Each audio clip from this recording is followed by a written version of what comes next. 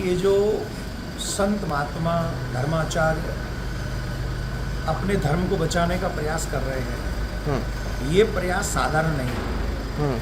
और धर्माचार्यों का यही कार्य है कि अपने धर्म को बचाएं, ठीक, अपनी संस्कृति को बचाएं। और हमारी संस्कृति पर आक्रमण हो रहा है, आघात हो रहा है। हमारे मंदिर सरकारों के अंडर में हैं, सरकारें मंदिर के पैसे का दुरुपयोग कर रही हैं और उस पैसे का क्या प्रयोग है ये भी हमें बताने को तैयार नहीं है। हमारे भगवानों को पशुओं की चर्बी खिलाई जा रही है। ये किसने अधिकार दिया? एक को आप गोद में बिठाल के रखते हो, दूसरे को आप जो है घर के बाहर निकाल के रखते हो। दूसरे के अधिकार, हिंदुओं के अधिकारों का सबसे ज़्यादा दमन इस देश में हो रहा है। हमारी तो पूजा पद्धति सुरक्षित नहीं है, वैदिक परंपराएं सुरक्षित नहीं इस देश में। तभी तो भगवान के साथ ऐसा दुर्व्यवहार और हम सब के साथ में प्रसाद के तौर पे हमारा धर्म भ्रष्ट किया गया। तो इसलिए सनातन बोर्ड का होना जरूरी है। जो 16 नवंबर को धर्म संसद हुई है दिल्ली में, उसके बाद जो पूरे देश में ये व्यवहार हुआ और जो जनमानस के मन में इच्छा हुई कि हमें सनातन बोर्ड चाहिए, वो जायज है। और जब तक सनातन बोर्ड मिलेगा नहीं तब तक शांति से बैठेंगे। देश आजाद हुआ है तब से हिंदुओं का दमन हो रहा है।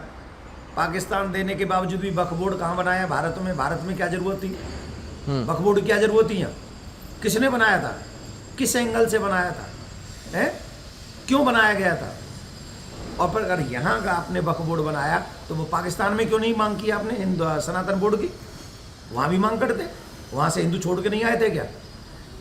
वक्फ बोर्ड बनाया, उसके बाद पावर क्या दे दी कि अगर वो इस जगह पे आके पोस्टर चिपका दे ना वक्फ बोर्ड वाले, ये जगह मेरी है, यहाँ पर वो किसी बादशाह का घोड़ा मूत्र विसर्जन कर गया था, ये जगह अब उसकी हो जाएगी। ये पावर किसने दी?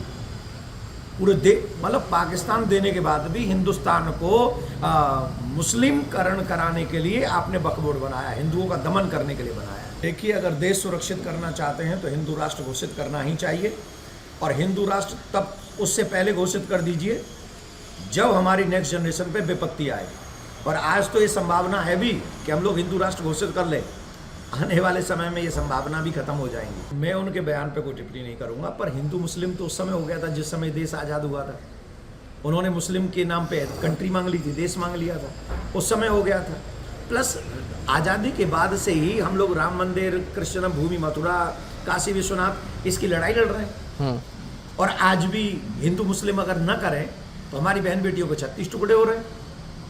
आज भी मंदिर 1500 साल पुराने मंदिर को वक्फ बोर्ड कहता है हमारा है।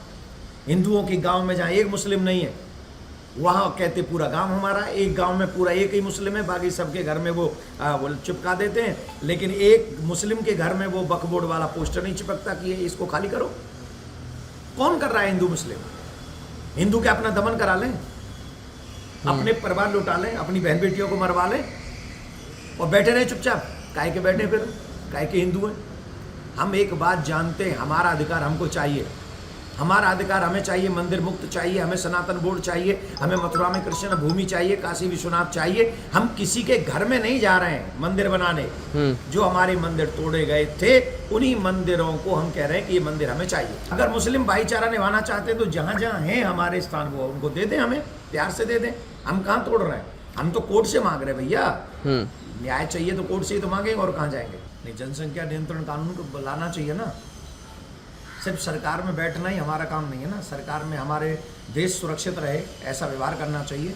चीन ने भी ये काम किया है जनसंख्या नियंत्रण कानून का, और चीन में सब मानते हैं, चाहे हिंदू मुस्लिम चीन क्रिश्चियन कोई भी रहते हो, सब उस कानून को मानते हैं। तो हिंदुस्तान में क्यों नहीं मानेंगे?